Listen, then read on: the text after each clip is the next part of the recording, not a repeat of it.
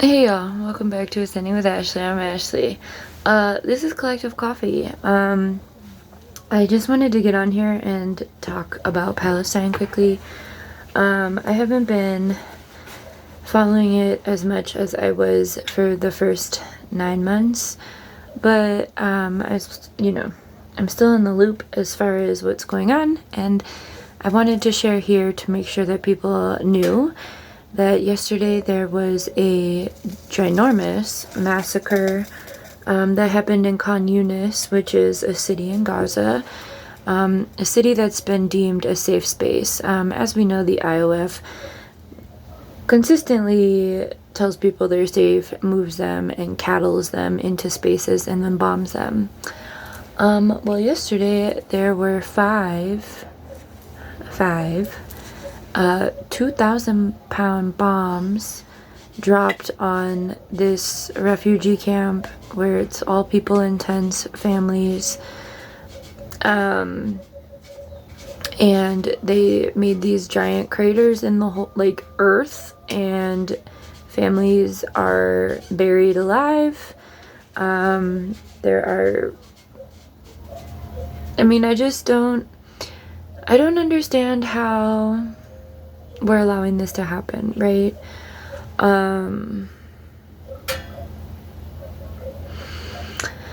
think what's really annoying being in America is the conversation around school shootings, and then just the complete cognitive dissonance when it comes to literally that's 10,000 pounds of bombs. And that's just the bomb matter, right? That's not even what the explosives do. That's the literal bomb itself is 2,000 pounds. 5 of them, that's 10,000. When was the last time any of us understood that quantity of anything? You know what I mean? I can't even fathom 10,000 in money, or people. I can't grasp that amount. And so I feel but then we see these constant school shootings and the rhetoric around, oh my god, our kids. Okay, well, our kids are the same as those kids. Point blank, period. Children, no matter where they live in the world, should be protected. And I guess that's all I really want to say, because I'm not quite sure why Americans think that their children are more deserving. And not only Americans, but certain groups of Americans think that their children are more important. No. No. I don't care what the system has told you. I don't care what God it is that you believe in. I don't care what color your skin is. All of these children deserve to remain in their pureness and their innocence, and deserve to have lives that are worth living. And I'm talking about all the kids, I don't think that American kids should have to fear going to school, or parents. But I don't think that we should let that take precedence over 10,000 pounds of bombs being dropped and literal families being buried into the earth alive. What? There were over 100 people at that camp, and there have been, I haven't seen it yet today, but last night when it happened, it was in the morning in Gaza, but it was nighttime in America. Sorry, the pancake maker wants to say a little couple of things. Okay. But there had been confirmed between 40 and 60 deaths. I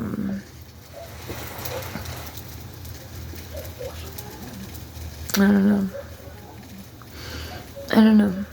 I feel it's just so interesting with globalization, not the corporate globalization, but the ability for the global populace to communicate. I'm not quite sure why we're drawing such strong lines of division and can't see that our struggles are interconnected. And literally, Palestinians have been dealing with Israel stealing their land. You know, indigenous people here in America have been dealing with that for centuries as well.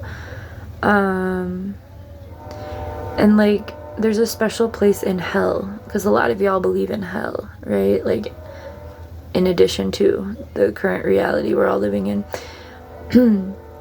There's a special place in hell for people who know and choose not to engage, or choose to remain ignorant, or even perpetrate the violence, right? Like, all of those things. And I think that what's really important is that Martin Luther King talked a lot about this, but these aren't the quotes you ever see, is how, like, white liberals are, like, the biggest enemy of the movement. And I feel like that's really true. I know I'm white, but I'm an anarchist. So, back off. I know I'm part of the problem, too. That's why I continuously do decolonizing and shadow work and pretty much just stay to myself, because I don't want to be problematic anywhere else. But I feel like, I don't know, it's almost been a year. It's almost October. 9/11 is tomorrow. So 9/11 was an inside job with Israel. You should watch Loose Change. It's a film done by Dylan Avery. He's a, like, cool film guy. But yeah, every 9/11 I like to watch Loose Change and remind myself of the inside job that took place. And then we need to remember that the seal of the United States has the Star of David on it. Right there. Right there. Don't mind my nails, I need to do them today. But yeah. If you're not following Palestinian creators, I don't know why. You should be. I don't really know what else to say, except I haven't lost my faith in humanity because I myself am still fighting the good fight. And I've connected to a lot of people globally who also are. But I feel like if you're watching this channel, you're probably someone from my past, and that's kind of who I am talking to.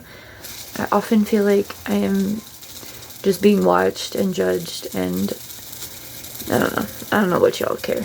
But if you're not from my past and you don't know me personally and you just organically came across this channel, then you're probably in the same boat as me, where, like, we want justice and we want, you know, governing bodies that care about us, or none at all, right? We want sustainable ways of living. We don't want to live in hell with climate change. We want our, you know, needs to be taken seriously, right? Like, these are pretty common human traits and, like, desires, and corporate greed, and I believe it's a little deeper than that, have taken over. But anyway, I don't know what else to say, because we've all allowed this to go on, you know? I don't know what else to say. Except that we can hold the memory of those folks who got killed, and do our best to seek justice, you know? And there was an American that was killed in, I think it was the West Bank this week, a woman. She was an activist, and she was trying to support Palestinians whose land was being taken by, I think it was settlers. Wow.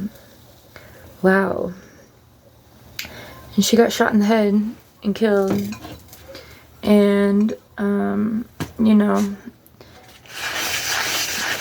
you guys remember Aaron Bushnell, the guy who set himself on fire, who was in the military and refused to participate in this genocide? Like, what are we doing? What are we doing? What are we doing? What are you doing? What am I doing? I think I lost track of my larger goals this year, because I think it feels really helpless, right? to even just be alive on this planet right now. But those of us that are alive and not being actively killed need to be doing the work to make the world a better place, right? I know it's a pretty hefty call to action, but that's what we need to do, because I can't imagine giving this world to the children, because the children are being killed and like nobody cares. Our children, no matter what continent you live on, our children are being targeted actively. And I'm not sure when collectively humanity decided they were okay with that. So if you're not, I highly suggest to, you know, find folks who are with you on that. You can email me. I would love some comrades. I'm working on several projects for children, the most vulnerable of society. And remember to organize locally and network globally. You can have parasocial relationships with people who are literally surviving genocide. I've talked to a lot of people in Gaza in the past few months. You can too, you know? And not just folks in Gaza, but Palestinians who are in the, I always say this word wrong, diaspora? I don't know. People who are from Palestine but weren't able to be there because Israel has been stealing the land actively for 75 years plus. Anyway, it's a lot deeper than I think we give it credit for, like the global corruption. And I'm gonna come on later. I made a chart last night. I got a pretty dope download, but I'm gonna make that into its own episode. I just wanted to get on here and remind everybody to keep talking about Palestine. I know I haven't in a while. But our children, you know, that just reminded me of the movie Hook. When the children are being attacked. The children! Remember when Grandma Maggie says that? Anyway. Okay. Good one.